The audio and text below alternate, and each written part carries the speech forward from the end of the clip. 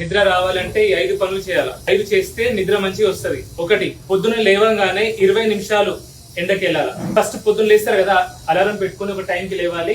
లేవగానే ఎండకి వెళ్ళాలా, ఒక 20 మినిట్స్ చాలు. 20 మినిట్స్ ఎండకి వెళ్ళగానే ఫస్ట్ సర్కేడియన్ రిథమ్ సెట్ అవుతుంది, బాడీలో హార్మోన్స్ పనిచేస్తాయి, మెలటోనిన్ రిలీజ్ అవుతుంది.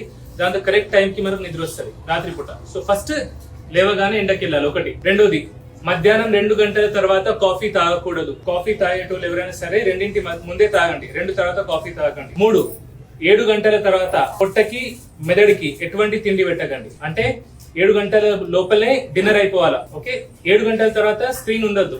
ఫోన్లు చూడడం, టీవీలు చూడడం 7 గంటల తర్వాత చేయకండి. సాఫ్ట్వేర్ ఎంప్లాయీస్ ఉంటారు, వాళ్ళు పని చేయక తప్పదంటే అట్లాంటి వాళ్ళు పడుకోవడానికి 1 గంట ముందు ఫోన్ పక్కన పెట్టేయండి.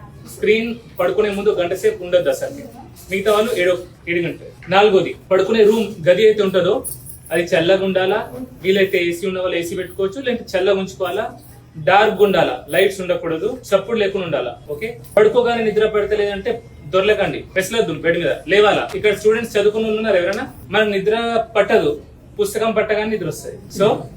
సో నిద్ర వస్తుందంటే చదువుకోండి, ఏదో ఒక పుస్తకం మీకు నచ్చింది చదువుకోండి. ఓకే, 5వ విషయం, ఇది చాలా చాలా ముఖ్యం. ముగ్గురికి నిద్ర పట్టదు. జూద, చోర, పరాంగణ అంటారు. గ్యాంబ్లింగ్ చేసేటోడికి, గ్యాంబ్లింగ్ చేయకండి, గ్యాంబ్లింగ్ యాప్స్ జోలికి వెళ్ళకండి. షేర్ మార్కెట్ లో ఇవాళ డబ్బులు పెట్టి రేపు తీసేస్తా, ఫుల్ కోటీశ్వరన్ అయితే, ఇట్లాంటి పనులు చేయకండి. గ్యాంబ్లింగ్. చోర అంటే దొంగతనం చేయకండి. పక్కనోడి ఆస్తి కాజేయాలా, పక్కనోడి భూమి కబ్జా చేయాలా, మోసం చేసి పైసలు సంపాదించాలా, ఇట్లాంటి పనులు చేయకండి. పరాంగణ, మనం పెళ్ళైన వాళ్ళు, మనం కట్టుకున్న పెళ్ళాం తప్ప మిగతా ఆడవాళ్ళు, ప్రపంచంలో ఉన్న వాళ్ళందరూ మనకు తల్లులు, అక్కలు, చెల్లెలు. పరస్త్రీని కామించినోడి కూడా నిద్ర పట్టదు, అంతే కదండి. సో ఈ పనులు చేస్తే మనకు మంచిగా నిద్ర వస్తుంది. అండ్ ప్రతిసారి నేను చెప్తుంటా, తినేటప్పుడు మీరు వెజిటేరియన్ అయినా నాన్ వెజిటేరియన్ అయినా సరే 4 లీటర్స్ వాటర్ ఖచ్చితంగా తాగండి. ప్రతి మీల్ లో ప్రోటీన్ తీసుకోండి. ప్రోటీన్ అంటే మాంసకృత్యులు. వెజిటేరియన్స్ అయితే పప్పులు లాంటివి, నాన్ వెజిటేరియన్స్ అంటే మీట్, ఎగ్స్ అట్లాంటివి. ఓకే, అండ్ ఎక్కువ కార్బోహైడ్రేట్స్ తీసుకోండి. ఎక్కువ కార్బోహైడ్రేట్ తీసుకుంటే ఇన్సులిన్ రెసిస్టెన్స్ వస్తుంది.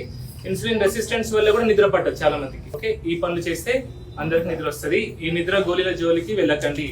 ఏమైతే నిద్ర పడతలేదు, వాళ్ళు గోలు వేసుకుని పడుకుంటా అనుకుంటారు అనుకోండి, అదొక అలవాటు అయిపోతుంది. అది లేకుండా మనం నిద్రపోము. ఓకే, అది దానివల్ల ఎన్నో సైకియాట్రిక్ ప్రాబ్లమ్స్ కూడా వస్తాయి. సో మీరు నిద్ర గోళీలు వాడేది ఉంటే సైకియాట్రిస్ట్ ని కలిసి, ఇవన్నీ చేసిన తర్వాత మీకు నిద్ర పట్టకపోతే ఒక సైకియాట్రిస్ట్ ని కలిసి ఆ తర్వాతనే నిద్ర గోళీలు వాడండి. ఓకే, అపాయింట్మెంట్స్ అయిపోయినాయి, అందరూ అయిపోయినాయి కదా.